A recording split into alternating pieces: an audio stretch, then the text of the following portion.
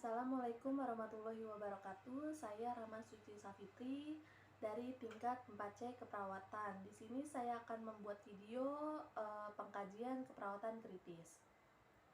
Sebelum memulai pengkajian keperawatan kritis, di sini saya akan memberitahukan alat apa saja yang akan saya gunakan dalam pengkajian keperawatan kritis. Alat yang pertama itu ada stetoskop dan yang kedua ada penlight. Selanjutnya ada alat lain yaitu monitor yang berfungsi untuk memantau TTV dan SpO2 pada pasien. Karena pasien yang akan kita kaji ini pasien yang kritis ataupun pasien yang sedang mengalami koma.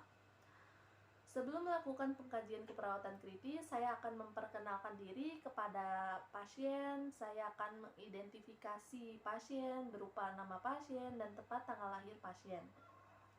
Serta saya menjelaskan tujuan dan lamanya prosedur yang akan saya lakukan ini. Selanjutnya saya akan mencuci tangan. Saya akan menjaga privasi pasien dengan cara menutup tirai, mengucapkan basmalah bersama pasien jika pasien beragama muslim. Kemudian saya akan memakai APD yang berupa handscoon. Pengkajian keperawatan kritis ini ada pengkajian ABCDE yang dilakukan secara cepat. Yang pertama itu pengkajian airway.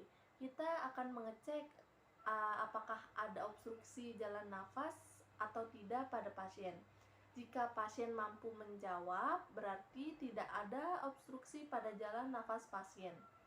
Yang kedua, kita akan mengecek apakah pasien bernafas secara spontan atau memakai ventilator. Yang ketiga, kita akan mengecek apakah pasien memakai oropharyngeal airway ataupun nasopharyngeal airway atau tidak. Yang terakhir, kita akan mengecek pasien memakai tracheostomy atau tidak. Yang kedua, ada pemeriksaan breathing, yaitu kita akan membaca pada monitor jumlah respirasi dan SpO2 pada pasien. Selanjutnya kita akan mengecek bagaimana kedalaman dan ekspansi pernafasan pada pasien. Selanjutnya kita akan lihat pernafasan pasien pada sisi kiri dan kanan dadanya. Apakah ada pergerakan yang simetris atau tidak. Selanjutnya kita akan mengamati adakah penggunaan otot bantu nafas pada pasien atau tidak. Yang terakhir kita akan mengecek apakah pasien menggunakan oksigen atau tidak. Jika pasien menggunakan oksigen, kita cek jenis dan jumlah pemberian oksigennya. Yang ketiga ada pemeriksaan circulation, yaitu kita akan melihat hasil tekanan darah dan nadi pada pasien yang terpantau di monitor. Kita juga akan mengecek capillary refill pada pasien, yaitu pemeriksaan pada daerah dasar kuku pasien, yaitu dengan cara menekan daerah dasar kuku pasien. Selanjutnya kita akan mengecek kulit pasien, apakah kulit pasien ini dingin atau lembab. Yang keempat ada pemeriksaan disability, yaitu kita mengecek tingkat kesadaran pada pasien melalui pemeriksaan GCS, di mana tingkat kesadaran pasien ini itu apa? Komposmetis kah, apatis kah, somnolen kah, delirium kah, stupor kah, ataupun pasien ini mengalami koma. Dalam melakukan pemeriksaan GCS ini, kita juga didukung dengan pemeriksaan pada mata pasien, bagaimana respon mata pasien saat diajak berbicara, terbuka secara spontan kah atau normal. Pasien membuka matanya jika diajak berbicara saja kah, atau pasien dapat membuka matanya jika diberi rangsang saja, atau pasien tidak membuka matanya sama sekali. Selanjutnya di sini ada pemeriksaan motorik, yaitu bagaimana motorik pasien jika diberi perintah sesuaikah atau pasien hanya menggerakkan salah satu bagian tubuhnya, ataupun pasien tidak menggerakkan tubuhnya sama sekali. Selanjutnya ada pemeriksaan verbal. Di sini pemeriksaannya itu bagaimana orientasi pasien saat ditanya oleh perawat. Apakah orientasi pasien secara baik menjawabnya, ataupun pasien menjawabnya secara kacau, ataupun pasien berkata tidak sesuai dengan yang ditanyakan oleh perawat, ataupun pasien hanya mengerang, atau pasien bahkan tidak bersuara sama sekali. Selanjutnya di sini cek nyeri pada pasien, tingkatan nyeri pada pasien.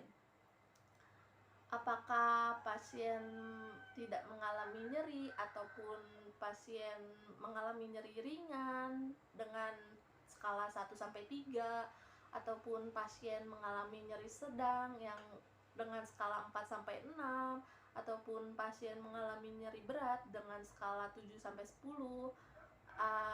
Selanjutnya kita juga akan mengecek pergerakan ekstremitas pada pasien. Dan pengkajian yang selanjutnya yaitu ada pemeriksaan exposure, yaitu kita akan mengecek suhu pada pasien, apakah pasien mengalami hipotermia atau hipertermia. Selanjutnya juga kita akan mengecek reaksi pupil pada pasien. Dan pemeriksaan yang terakhir ini kita akan memeriksa bising usus pada pasien. Sekian pengkajian keperawatan kritis yang telah saya lakukan. Selanjutnya saya akan melakukan pemeriksaan GVP, yaitu jugularis vena pressure. Assalamualaikum Ibu, selamat siang. Saya perawat Rahman Suci Safitri dari Istikesepsi yang akan merawat Ibu dari pukul 2 siang hingga pukul 7 malam nanti. Ibu, boleh saya tahu nama Ibu? Baik Ibu, sebelumnya boleh saya lihat ulang pasiennya? Tolong Ibu sebutkan nama dan tempat tanggal lahir Ibu ya Ibu.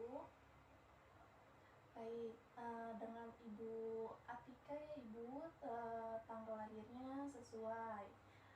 Nah, Ibu, kedatangan saya di sini akan melakukan pemeriksaan vena jugularis pada Ibu,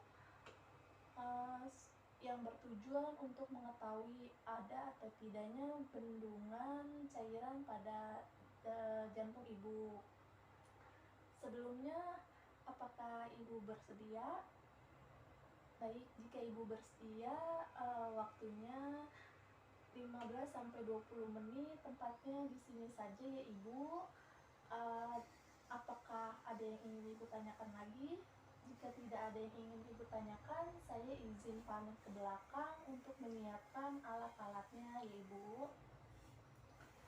Di sini saya akan mencuci tangan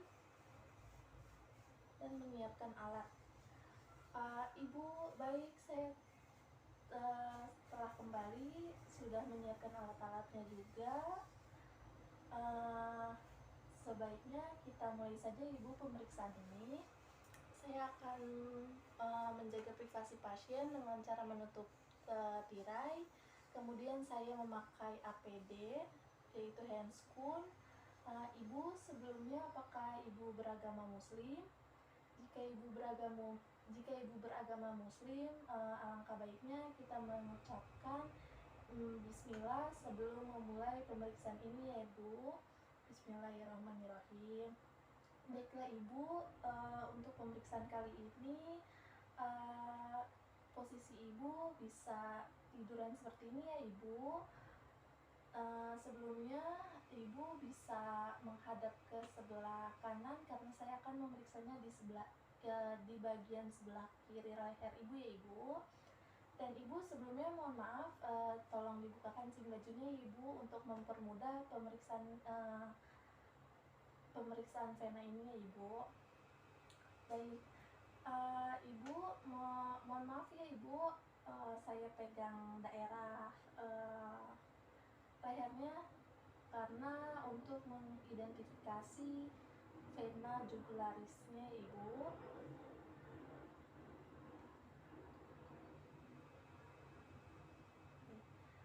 Mohon maaf ya Ibu, saya tandai di lehernya ya Ibu untuk mempermudah pemeriksaannya.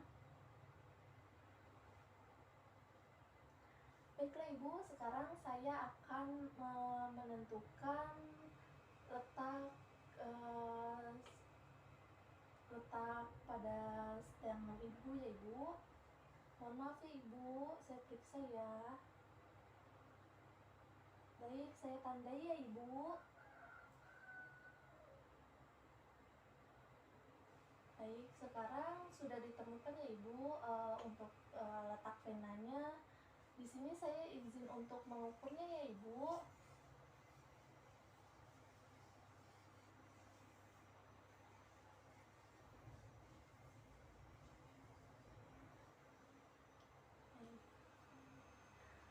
Ibu, untuk pemeriksaan kali ini posisinya yaitu setengah duduk ya Ibu.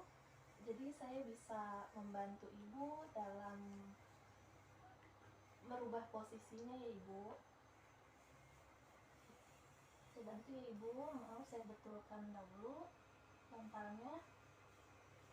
Dan Ibunya bisa setengah duduk. Baik Ibu, saya akan melakukan pemeriksaan lagi ya Ibu. Tolong hadap sebelah kiri ya Ibu.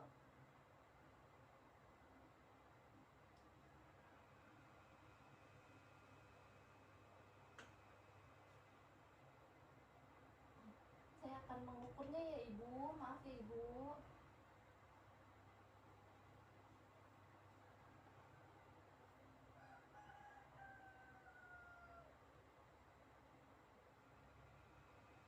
Baik Ibu, dari hasil pengukuran venanya ini di sini terpantau 6 cm ya Ibu.